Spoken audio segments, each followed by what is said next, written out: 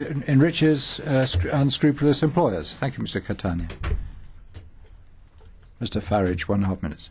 President, illegal immigration is a problem, made of course worse by the free movement of peoples. But the current wave of unrest that is spreading rapidly through Britain is of course being caused by legal migration and by the European Union's own rules.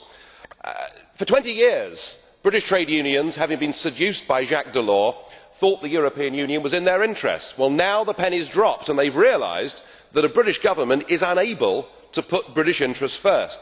I'm afraid it's set to get quite a lot worse, because as we embark upon a round of massive public spending projects such as the Olympics and council house building, thousands of European workers are set to benefit.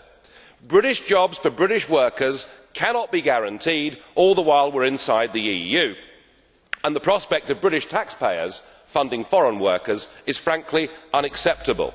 But the government is holding firm, saying that the European Union is a wonderful thing. Well, it is not surprising, is it, as Lord Mandelson is still getting £78,000 a year from the European Commission and of course gets a dependent pension on this in just a few years' time. A conflict of interest if ever I saw one.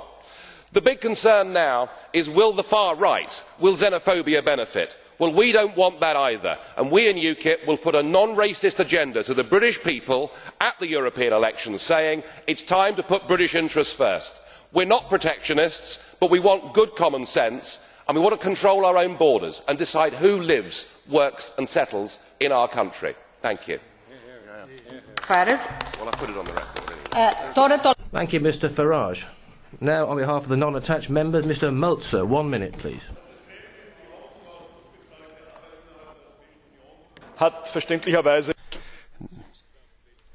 Now, the European Union attracts a lot of people from all over the world, and obviously in troubled times, the shadow grey economy burgeons, and people